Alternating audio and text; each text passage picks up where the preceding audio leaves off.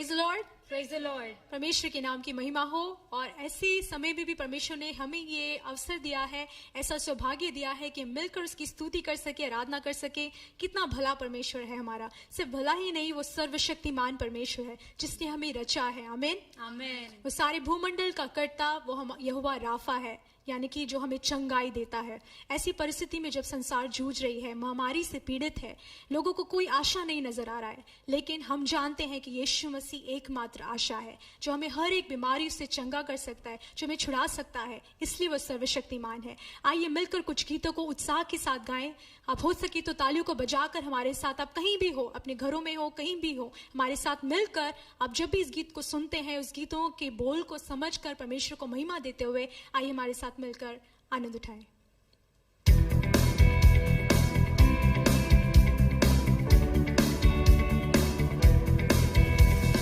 सर्वशक्तिमान है मेरा प्रभु, संभव है सब कुछ उसके लिए। सर्वशक्तिमान है मेरा प्रभु, संभव है सब कुछ उसके लिए। सारी सृष्टि का रचने वाला पिता वो मेरा आनंदित हो। सारी सृष्टि का रचने वाला पिता वो मेरा आनंदित हो।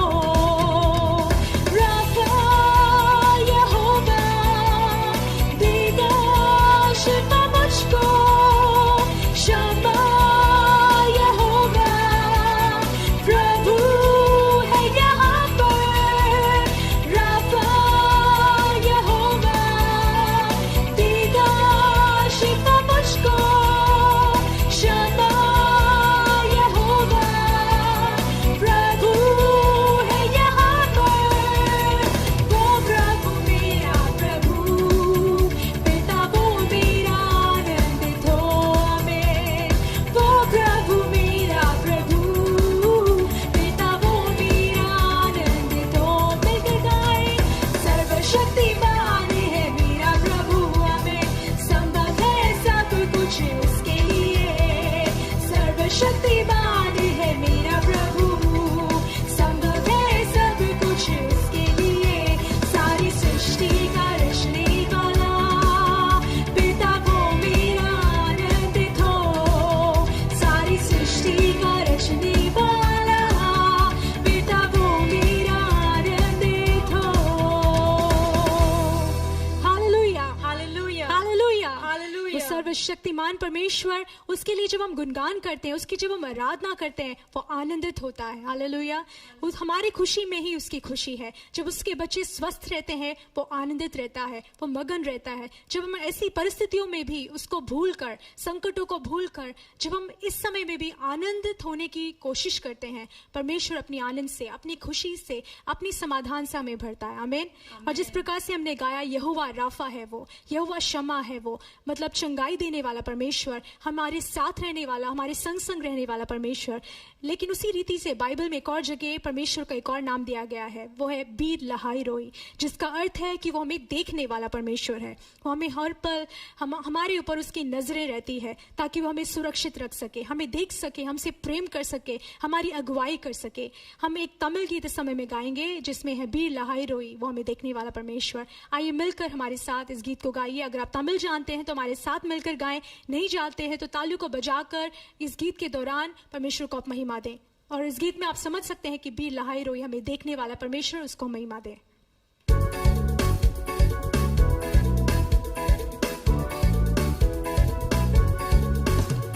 सिरमणि कन्यो की पाटवणी, एलिमणि कैतु कवंदवणी। सिरमणि कन्यो की पाटवणी, एलिमणि कैतु कवंदवणी। तुरात पाट येन्नै, निमीडुक सेतिकोनी।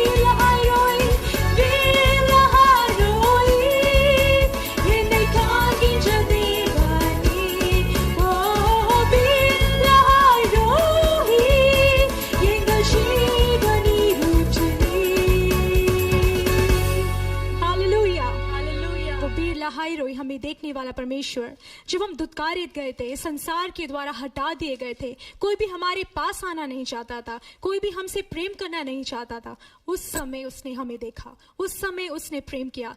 हो सकता है संसार में आपसे बहुत प्रेम करने वाले लोग होंगे, लेकिन उनसे बढ़कर उस प्रेम के सामने जब हम परमेश्वर के प्रेम की तुलना करते हैं तो संसारिक प्रेम कुछ भी नहीं है। प्रिय लोगों, संसारिक प्रेम कुछ समय का है और नष्ट हो जाता है, लेकिन वो परमेश्वर जो हर पल हम पर नजर रखता है, बाइबल बताती है कि ना वो सोता है ना ऊँघता है, हर पल हमारी रक्षा के लिए हमें देखता रहता है, क्योंकि वो एक अच्छा पिता है। हम जानते होंगे संसार में हम देख सकते हैं कि जब बच्चा सो रहा होता है, उसकी माँ आकर उसे देखना पसंद करती है, उसका बाप उसके पास आके, उसके पिता उसके पास आकर उसे प्रसारते हैं, उसके सिर पर हाथ फेरते हैं। अगर संसारिक मनुष्य, संसारिक पिता और माता इस प्रकार का प्रेम देना चाहते हैं, तो सोचिए कि हमारा स्वर्गीय पिता जिसने हमारी सृष्टि की है, जिसने इस पूरे संसार को बनाया है, जो हर पल ना सोता है ना ऊँघता है, इतना प्रेम वो हमसे करता है। Hallelujah, hallelujah.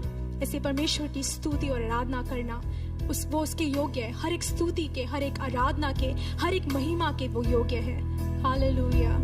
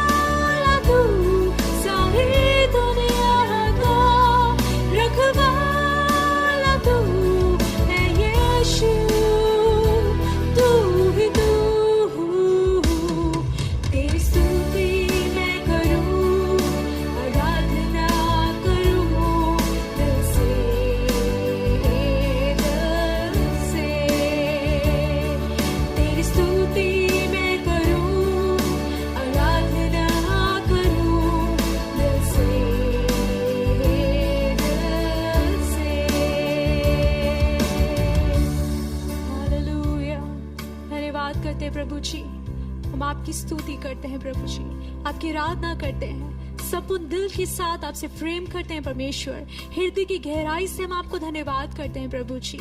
जहाँ कहीं भी हमारी नजर जाए वहाँ हम आपकी स्तुति होता हुआ देखना चाहते हैं परमेश्वर, वहाँ हम आपकी बड़ाई होता हुआ देखना चाहते हैं राजा, आपके नाम को ऊंचा करता हुआ हम देखना चाहते हैं परमेश्वर। हमें इस्तेमाल कीजिए प्रभु जी, चाहे कैसी भी परिस्थिति हो, हमारे हृदय को दृढ़ कीजिए परमेश्वर, अपनी शांति से, अपनी सांत्वना से, अपनी शिफा से, अपनी निजात से हमें भरिए प्रभु जी। हमारी अगुवाई कीजिए परमेश्वर, हमारे रोजमर्रा के जीवन में हमारे एक इकलौते साथी आप हैं परमेश्वर, जो कभी भी हमारा साथ नहीं छोड़ते। हम आपको धन्यवाद करते प्रभु जी।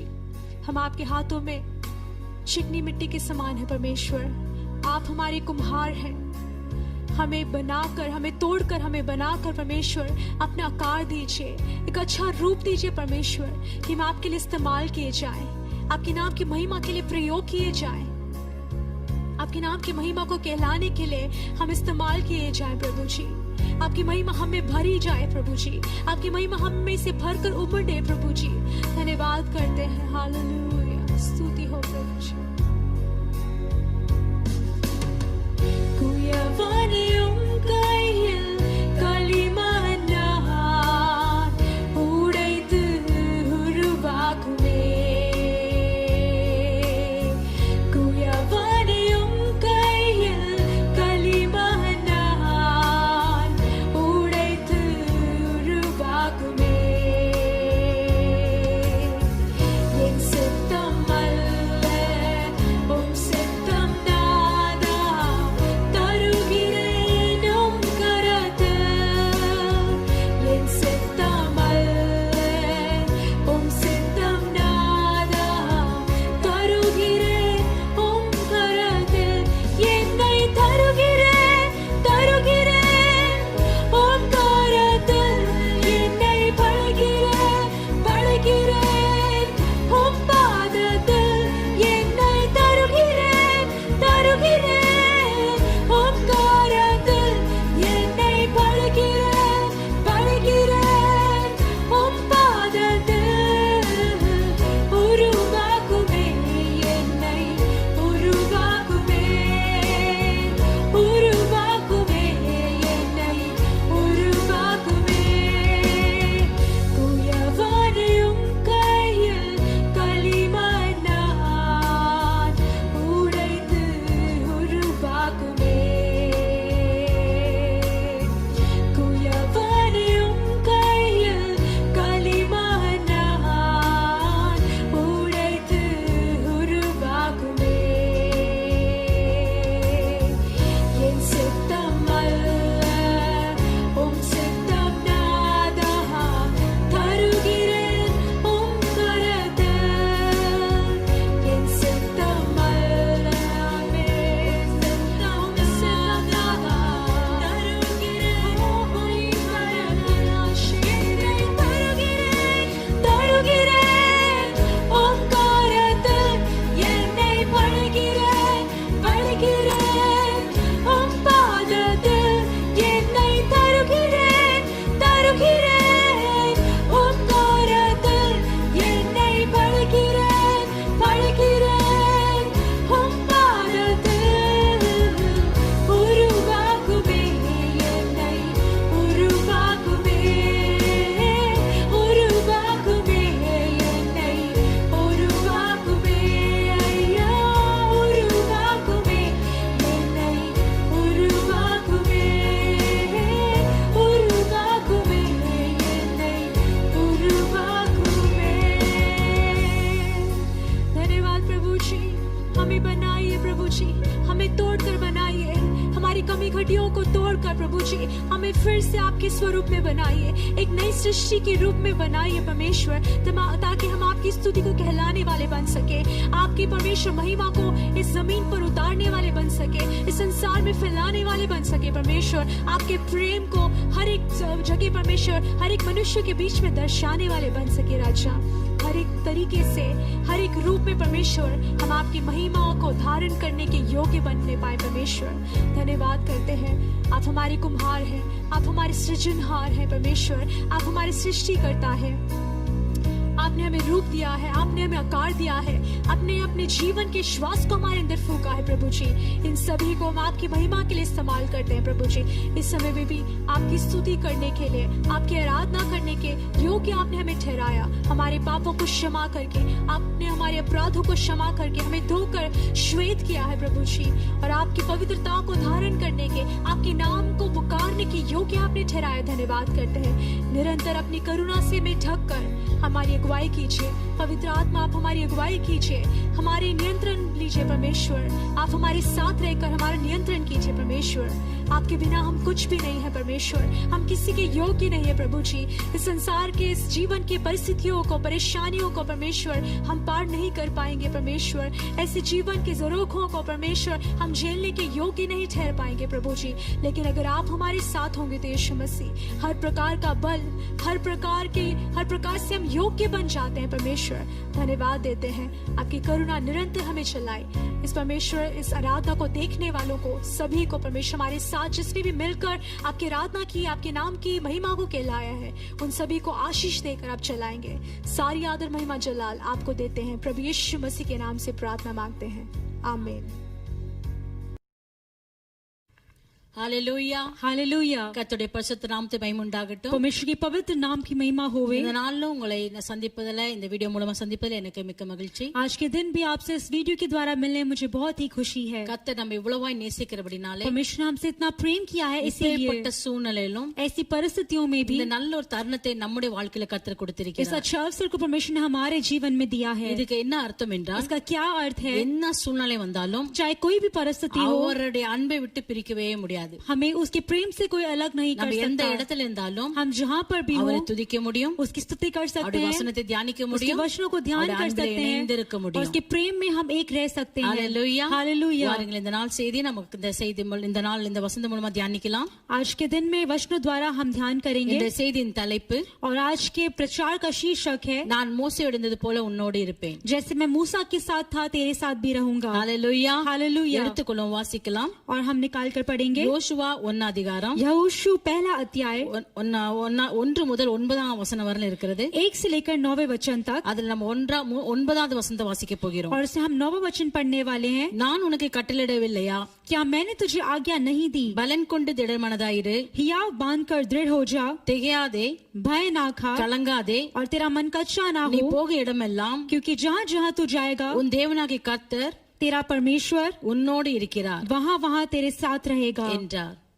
ஹalleluya हालेलुया ஹalleluya हालेलुया। இந்த வசனம் ஆண்டவராகிய தேவன் வந்து யோசுவா பார்த்து சொல்லுகிறார். और ये वचन परमेश्वर यहोवा ने यहोशू से कहा। நம்ம 1ஆம் வசனத்துல இருந்து நம்ம 8ஆம் வசனத்துல பார்க்கும் பொழுது हम पहले वचन से 8वें वचन तक देख सकते हैं, அங்க ஒரு சம்பவம் நடந்து முடிஞ்சு விட்டது. वहाँ पर एक संभव होकर खत्म हो गया है। அதுதான் என்னவென்றால் और वो क्या है? அழைத்த மோசே மரித்து போனார். और जिसको बुलाया गया था वो मूसा, वो मर चुका है। கர்த்தர் சொல்லி என் தாசனாகிய மோசே மரித்து போனான், और परमेश्वर कहते हैं कि मेरा दास मूसा अब नहीं रहा, அண்ணா பயப்படாதே, लेकिन तू मत डर, நான் உன்னோடு இருக்கிறேன். मैं तेरे साथ हूँ। ஹalleluya हालेलुया ஹalleluya हालेलुया। பிரியமானவர்களே, இந்த வசனம் இன்றைக்கு நம்மளை தேற்றுகிற வசனமாய் இருக்கிறது. हे लोगों, आज का ये दिन हमें सांत्वना देने वाला वचन है। இதுவரை நம்ம யார் வழிநடத்தி வந்தார்களோ अब तक हमें जिसने चलाया, ஒரு குறிப்பிட்ட நாள்ல அவங்க நம்ம விட்டு விலகி போக ஏதுவா இருக்கும். और एक समय में वो भी हमसे दूर हो जाते हैं। இதுவரை யார் நம்மளை நேசித்து வந்திருக்கலாம், अब तक जिन्होंने हमसे प्रेम किया हो, அவங்களுடைய அன்பு ஒரு குறிப்பிட்ட நாள்ல முடிவடைய उनका வேண்டும். प्रेम एक समय में खत्म हो जाएगा। ஆனா வேதம் சொல்லுகிறது, लेकिन वचन कहता है யார் கைவிட்டாலும், कोई भी तेरा हाथ छोड़ யார் दे, மரித்தாலும், कोई भी मर जाए, யார் உன்னை வெறுத்தாலும், कोई भी तुमसे नफरत करे, நான் உன்னை கைவிட மாட்டேன், मैं तेरा हाथ नहीं நான் உன்னை छोड़ूंगा, வெறுக்க மாட்டேன், मैं तुझसे नफरत नहीं நான் करूंगा। மரிப்பதில்லை என்று வேதம் சொல்லுகிறது. वचन कहता है कि मैं मरता नहीं हूँ, ஏனென்றால் ஆண்டவர் உயிருள்ள தேவன். क्योंकि परमेश्वर जीवित परमेश्वर है। ஹalleluya. அந்த हालेलुया। உலகத்துல பாருங்க, எல்லாருக்கும் அவங்க பின்னாடி, அவங்க இந்த உலக வாழ்க்கையில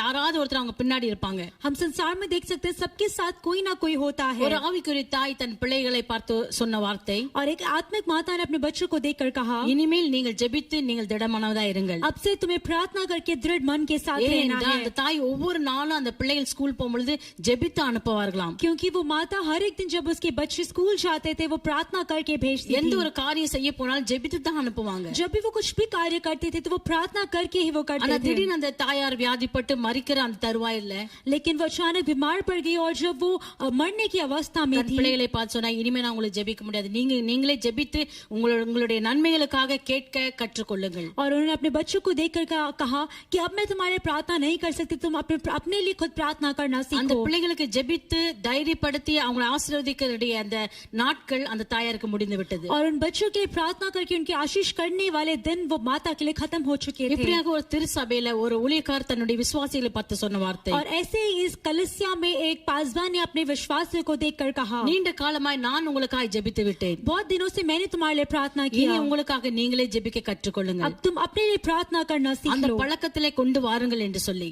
उसे अपने जीवन में लेकर आओ। அவருடன் தன்னுடைய ஆயுசு நாள் முடிந்த பிறகு கண்களை மூடிவிட்டார். और उसके भी जब आयु के दिन खत्म हो गए थे अपने आंखें बंद कर ஆனா ली। அந்த சபையில போய் கொண்டது ஒரு அருமையான குடும்பம். लेकिन उस कलीसिया में जाने वाला एक परिवार, ஐயோ, இனிமேல் எங்களுக்கு யாரு ஜெபித்து எங்களுக்கு தைரியப்படுத்துவார், எங்களுக்கு ஆறுதல் சொல்லுவான்னு சொல்லி அவங்க அந்த ஊழியக்காரர் நினைத்து கதறினார்கள். और उन्होंने उस पासबान को याद करके वो रोए कि आप हमारे लिए कौन प्रार्थना करेगा. பாருங்க, இந்த ரெண்டு சம்பவத்துல நம்ம என்ன பார்க்கிறோம் என்றால், और इन दोनों परिस्थितियों में हम क्या देखते हैं, ஜெபிக்கிறவர்கள் ஒரு நாள் மற்றவர்கள் நமக்காக ஜெபிக்கும் பொழுது அந்த ஜெபம் ஒரு நாள் நம்ம விட்டு விலகி போயிடும். दूसरे जब हमारे प्रार्थना करते तो एक दिन वो प्रार्थना हमारे लिए खत्म हो जाएगा. நம்மளா ஜெபித்து கற்றுக்கொண்டோம் என்றால், लेकिन अगर हम अपने लिए प्रार्थना करना सीख लें तो நம்முடைய உயிர் பிரியற வரல நம்முடைய ஜெபத்தை நம்மை விட்டு யாரும் பிரிக்க முடியாது. जब तक हमारे प्राण हमसे अलग ना किया जाए, हमारे प्रार्थना को कोई हमसे अलग नहीं कर அந்த सकता. தாயார் அந்த பிள்ளைகளுக்கு கொடுத்த அந்த பொறுப்பு, और वही वो उस माता ने अपने बच्चों को जिम्मेदारी दी. அந்த ஊழியக்காரர் தன் விசுவாசிகளிட்ட கொடுத்த பொறுப்பு, वो पासवान अपने विश्वासियों को जिम्मेदारी दी. மற்றவங்க நமக்கு ஜெபிக்க கூடாது என்று சொல்லி நான்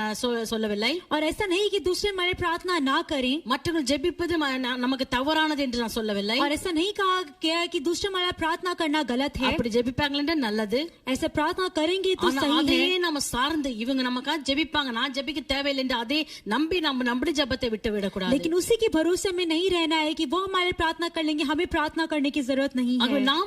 நம்மளே ஜெபித்து நம்ம கேட்டு பெற்றுக்கொள்ள கற்றுக்கொள்ளுவோம். हमें अपने लिए प्रार्थना करके मांग कर से प्राप्त करने की आदत डालनी होगी. Hallelujah, hallelujah. கர்த்தர் நல்லவராய் இருக்கிறார். परमेश्वर भला है. நம்ம இந்த இடத்துல பார்த்தோம் அந்த அருமையான மகன் தன் தகப்பனை குறித்து சொன்ன வார்த்தை. और यहाँ पर हमने देखा कि इस बेटे ने अपने पिता से क्या कहा, எனக்கு நீங்க இல்லைன்னா எனக்கு யார் வாங்கி தருவா, कि अगर आप मेरे लिए नहीं होंगे तो मेरी चीजों को कौन खरीदेगा, யார் என்னை கவனிப்பா, कौन मुझे संभालेगा, யார் என்னை நேசிப்பா. कौन मुझसे प्रेम करेगा. இந்த உலகத்துல எல்லா உறவும் ஒரு நாள் நம்ம விட்டு விலகி इस போயிடும். संसार के सभी रिश्ते एक दिन हमसे दूर हो ஆனா जाएंगे, கர்த்தருடைய உறவு ஒரு கால் நம்ம விட்டு விலகாது. लेकिन परमेश्वर का रिश्ता हमसे कभी अलग नहीं होता है. கர்த்தருக்கு நமக்கு ஏற்பட்ட அந்த உறவு எங்க இருந்து ஆரம்பிக்கிறது और என்றால், परमेश्वर और हमारा रिश्ता कहाँ से शुरू होता நம் है, தாயின் கருவில் உருவாக்க முன்னே இருந்தே हमारे माता के गर्भ में रचने से पहले ही, அப்பிருந்தே அவருடைய கண்கள் நம்மேல் பட்டிருக்கிறது. तब से ही उसकी नजरें हम पर हैं, அப்பிருந்தே அவருடைய உறவு நம்முடைய உறவு ஒன்றாக இணைந்திருக்கிறது. तब से उसका और हमारा रिश्ता एक हुआ है. 9 மாசம் சுமந்து பெத்த தாயினுடைய அன்பு கூட விலகி விடுகிறது. और 9 महीने जिसने हमारा बोझ उठाकर पैदा किया, उस माता का प्रेम भी कम पड़ जाता தோள் है. மேல் சுமந்த தந்தையுடைய அன்பு கூட ஒரு நாள்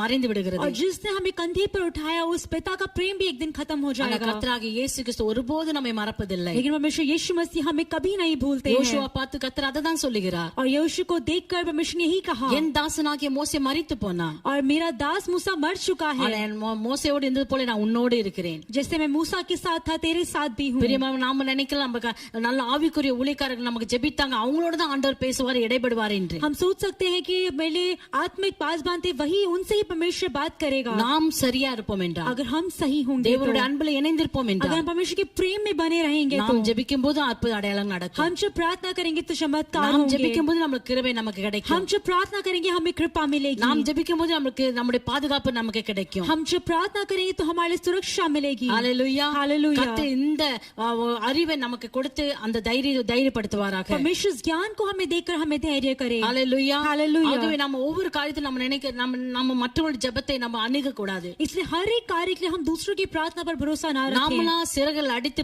பறக்க எப்படி கற்றுக்கொள்ள வேண்டும் ஆண்டு விரும்புகிறாரோ, जैसे परमेश्वर में चाहते हैं कि हम अपने पंखों को फैलाकर उड़ना सीख लें, அதே போல நாம ஜெபிக்க கற்றுக்கொள்ள வேண்டும். वैसे ही हमें प्रार्थना करना भी सीखना अनेक है. ஜெப குறிப்புகள் அங்க இங்க கொடுப்பாங்க. अनेक से लोग प्रार्थना की विनतियों को देते हैं. இதுக்கு என்ன அர்த்தம் என்றால், इसका क्या अर्थ है என் அப்பான்றது நீங்க வாங்கி கொடுங்க, कि मेरे पिता से आप मेरे लिए लेकर दीजिए. உங்களுக்கும் உங்க அப்பாவுக்கும் உறவு சரியா இருக்கும் என்றால், अगर आपके और आपके पिता का रिश्ता ठीक होगा तो நடுவுல எந்த ஒரு மனுஷனுக்கு அங்க வேலையே இல்ல. बीच में किसी भी इंसान का कार्य नहीं है. நீங்க மற்றவங்க மூலமா நீங்க ஜெபிங்க, எனக்காக ஜெபிங்கன்னா உங்களுக்கும் பிதாவுக்கும் உறவு சரியில்லை என்று அர்த்தம். अगर दूसरों से आप कहें कि आप मेरे लिए प्रार्थना करें तो इसका मतलब यह है कि आपके और आपका पिता का रिश्ता ठीक नहीं உங்களுக்காக है. ஆண்டவர் வைத்திருக்கிற ஆசீர்வாதத்தை இன்னொருவர் கேட்டு வாங்கி கொடுக்க வேண்டிய அவசியமா இருக்கிறது. और आपके लिए जो आयुष पिता ने रखा है वो दूसरों को मांगकर आपको देना पड़ रहा ஆக है. பிரியமான ஆண்டவருடைய வார்த்தை சொன்னபடி, इसलिए प्रिय लोगों, जिसे परमेश्वर का वचन कहता है, கேளுங்கள் அப்பொழுது கொடுக்கப்படும். मांगो तो दिया जाएगा. நாம் தேவனிடத்தில் கேட்கும் பொழுது हम जब परमेश्वर से मांगते हैं கர்த்தர் நமக்கு அதை கொடுக்கிறார். परमेश्वर हमें वो देगा. லூக்கா எழுதின சுவிசேஷம்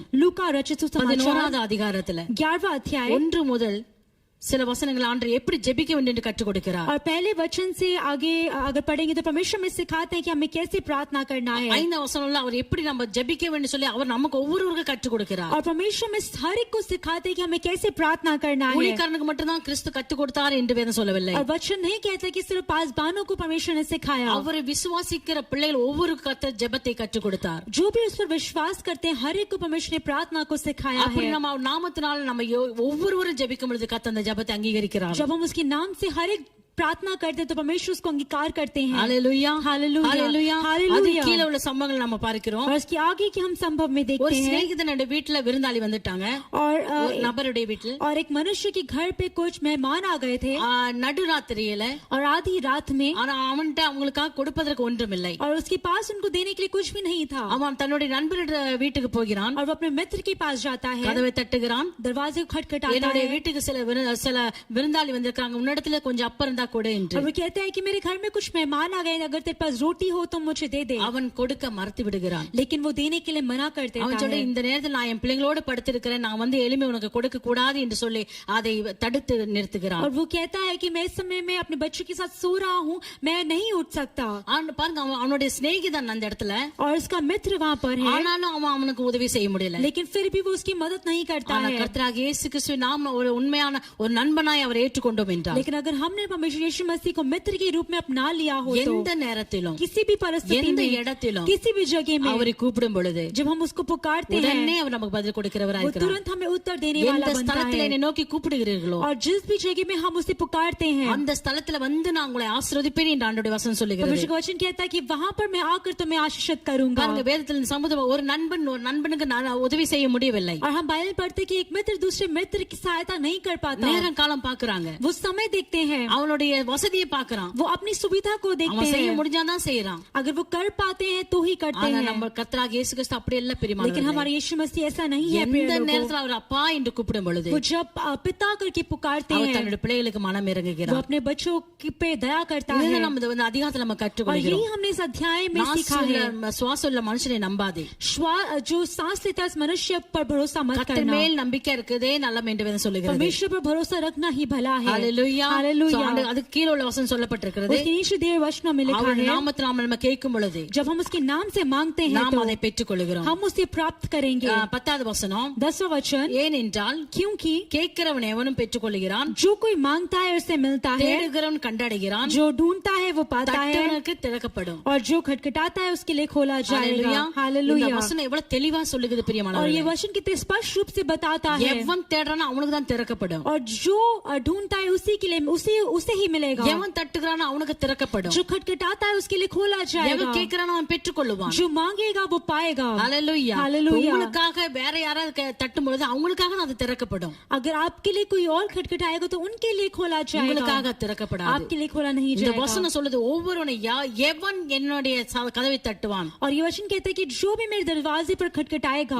எவன் என்னை தேடுவான், जो भी मुझे खोजेगा, எவன் என்னிடத்தை கேட்பான், जो भी मुझसे मांगेगा அவனுக்கு நான் செய்வேன் சொல்லுகிறார். उसके लिए मैं करूंगा। ஹalleluya. हालेलुया। பிரியமானவர்களே, காலம் முழுவதும் நீங்க மற்ற மூலமா கர்த்தருடைய ஆசீர்வாதத்தை பெற்றுக்கொள்ளலாம் என்ற அந்த நம்பிக்கை விட்டுவிட்டு, और प्रिय लोगों, अपने जीवन में दूसरों से उस आशीष को प्राप्त कर सकते हैं उस भरोसे को छोड़कर, நீங்களாகவே தானாகவே நான் அப்பாவுடைய ஆசீர்வாதத்தை நான் பெற்றுக்கொள்வேன், அந்த அதிகாரம் எனக்கு இருக்கிறதுன்னு சொல்லி அந்த அதிகாரத்தை பயன்படுத்துங்கள். और आप वो अधिकार को आप उपयोग करें कि आप अपने पिता से मांग सकते हैं। 13வது வசனம் சொல்லுகிறது, 13 वचन कहता है, பொல்லாதவர்களே, நீங்கள் உங்கள் பிள்ளைகளுக்கு நல்ல ஈவுகளை கொடுக்க அறிந்திருக்கும் பொழுது பரமபிதாவானவர் தம்மிடத்தில் வேண்டிக் கொள்கிறவர்களுக்கு பரிசுத்த ஆவியை கொடுப்பது அதிக நிச்சயம் அல்லவா?